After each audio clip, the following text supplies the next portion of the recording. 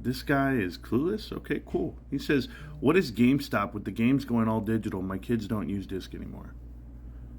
Well, you obviously don't know about investing or doing research on companies. GameStop's revenue is 20% video games. Yeah, video. There's not a video game to buy right now, right? I don't know, new Destiny, Elden Ring. Nope, just a DLC. Let's see, Grand Theft Auto. It's not out yet. Okay, cool. But there are games to buy on the Switch too, right? Because we're in a console cycle. Video games are a little different. They're cyclical, right? Whenever they release a new system, then you get accessories, headphones, and the console itself, and then the games come back. This is why it's going to work out so well for GameStop this quarter. They released the Switch 2, the biggest launch ever, and GameStop broke records along with everyone else in the world. So, yeah, I'd hang on to my seats on this one.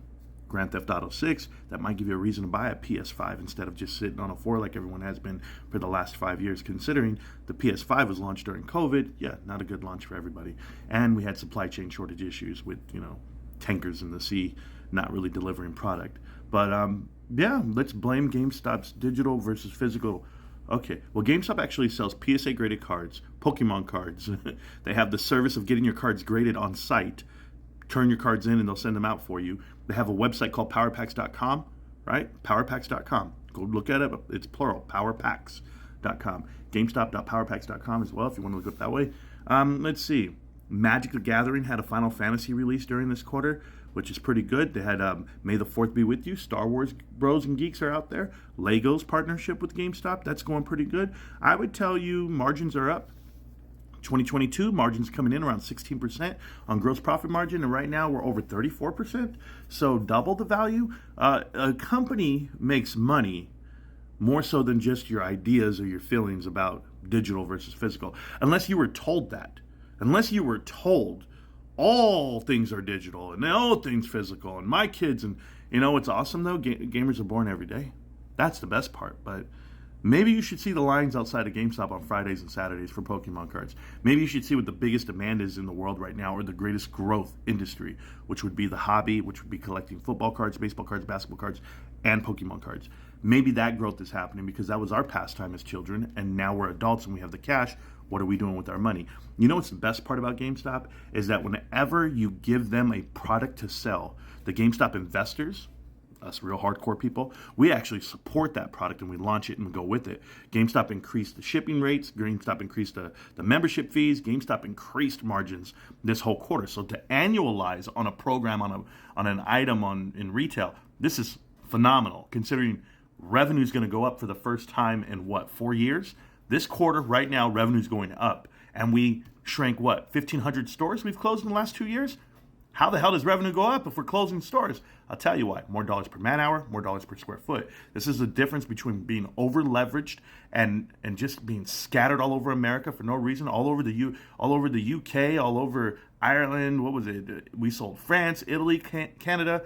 We're not losing conversion dollars for US dollars on a conversion rate. There's even more to hit the bottom line. But you got to know about this stuff, bro. You got to know about GameStop and free cash flow and $9 billion of cash versus who? Who do you think has money like GameStop? There's not a company in the world that has money like GameStop and the ability to spend it however they want. That's the other part. The chief investment officer just happens to be a billionaire by the name of Ryan Cohen. Hey, by the way, the CEO for GameStop, the chairman of the board and CEO, makes $0. No stock options, nothing. He doesn't get back any value for the time he puts in with the company. He's been there for 2 years now on the 28th of September. Okay, so for the last 2 years, they've been transitioning and changing. And by the way, 5 quarters in a row, profit. Net profit, 5 quarters in a row. So that's pretty awesome. Since he got there, it's been great. But I'll tell you, to have all of these positive things happen with the company, for the board of directors to make $0, no compensation, no shares, no cash. The only money they get is by investing into the company with their own dollars, like the shit they got in their bank. Not that they gave. Can you imagine a CEO? The only way he's going to get a salary, anything, is only dependent on the money he puts into the company. And then in turn, you better make a profit. You better do something right for this damn company. That's the shareholder equity. That's the new business model, by the way, for everything moving forward with GameStop, the holdings company. GameStop is going to be Berkshire Hathaway 2.0. You guys don't see it yet, but I do. Ryan Cohen's 39 years old. Shit, man, we're going to be here for another 40 years? Just might be, but my kids are going to love it. My kids are going to cash out on this. Not me. I live for my children. How about you? Those kids of yours that you say that don't need disc anymore, they're digital only, do you live for them? Good. Then buy GameStop. Peace.